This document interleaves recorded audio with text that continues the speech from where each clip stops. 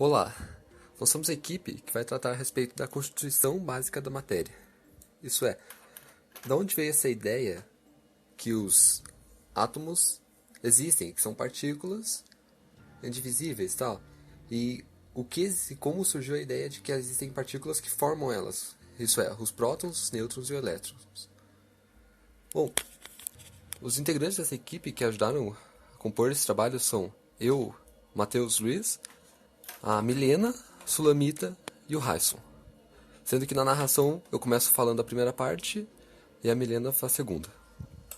Bom, primeiro, não se tinha uma ideia que os átomos eram átomos, mas sim uma ideia que Aristóteles defendia, que todos os elementos eram compostos por uma combinação de 4 coisas: a terra, o fogo, o ar e a água. E que nessas proporções formavam tudo que existia. É uma ideia aí que perdurou bastante tempo até, inclusive bem trabalhada dentro da alquimia e tal. Mais adiante, alguns começaram a usar da razão para tentar compreender como que a matéria é feita. Esses eram Leucipo e Demócrito. Apesar que não se sabe muito bem se Leucipo existiu, pode-se considerar que ele está na lista. Eles começaram a pensar que, por exemplo, você pode pegar uma pedra e ir quebrando ela em partes cada vez menores, até chegar a um ponto em que é simplesmente impossível ir adiante. E aí isso se chama de átomo. É uma palavra grega que significa não divisível.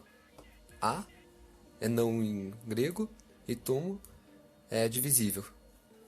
E essa matéria, ela era dada como indestrutível e eterna. Isso é, como você não tem como destruir a matéria, ela vai estar lá para sempre. Alguns vários séculos depois, no século XIX, Dalton, através de experimentos realizados por Lavoisier e Proust, ele fez alguns postulados acerca do átomo. O primeiro postulado dele é que a matéria é uma esfera, maciça e indivisível, e ficou muito associado isso a uma bola de bilhar, porque é maciça e divisível. E para ele, matérias de coisas diferentes têm formações diferentes, e as combinações dessas matérias vão gerar todos os elementos que existem. Ele dizia também que a matéria nunca deixa de existir. Nas reações químicas, as proporções sempre são iguais. Isso é, o mesmo tanto de elementos que entra numa reação é o que sai, por assim dizer. Mais adiante veio Thomson com a descoberta do elétron. Ele descobriu que existia o elétron com um experimento bem até que simples. Ele tinha um tubo de vidro com gás dentro em baixa pressão e tinha 2 eletrodos.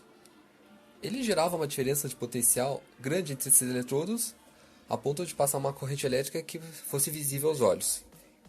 E essa corrente visível, um raio, ele colocava um campo elétrico ao redor. Isso é, tem positivo e negativo. Ele viu que esse campo elétrico acabou desviando aquele raio, fazendo o raio se desviar pelo lado positivo, provando que aqueles elementos que estavam se movendo ali eram negativos. A partir disso, ele disse que toda a matéria é uma massa gelatinosa, que dentro dela há as partículas negativas. E por conta disso, acabaram se associando o modelo de Thomson a um pudim de passas, onde a matéria gelatinosa, o pudim, e as passas, os elétrons.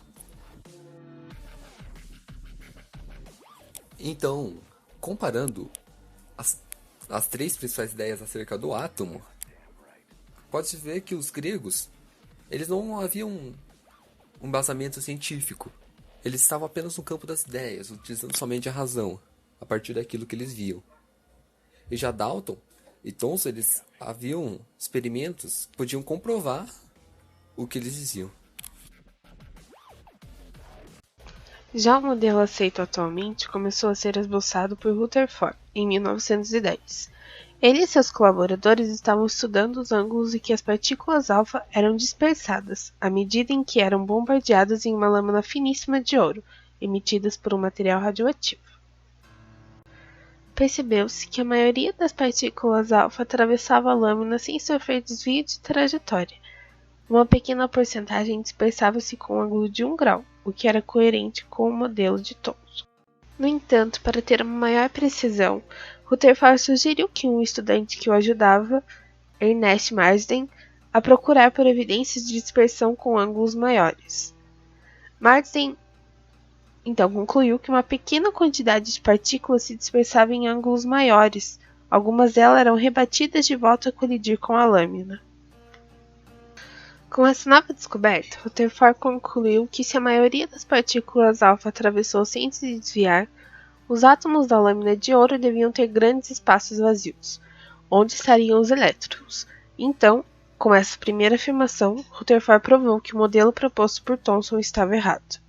Observou-se também que se uma pequena quantidade de partículas sofreu desvio, então o átomo deveria conter um núcleo, uma parte central muito pequena e densa com carga positiva.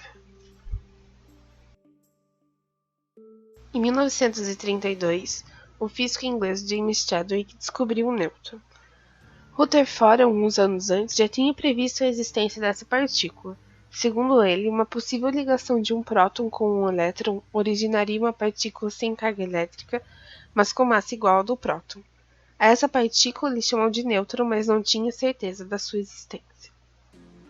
Chadwick realizou uma experiência onde ele bombardeava uma lâmina de berílio com partículas alfa.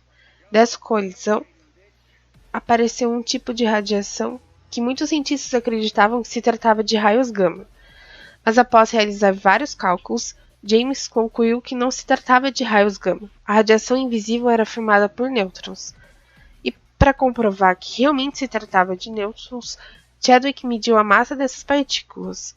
Por segundo Rutherford, elas tinham massa igual ao do próton. Com esse feito, e por seus importantes trabalhos, James foi premiado com o Prêmio Nobel da Física.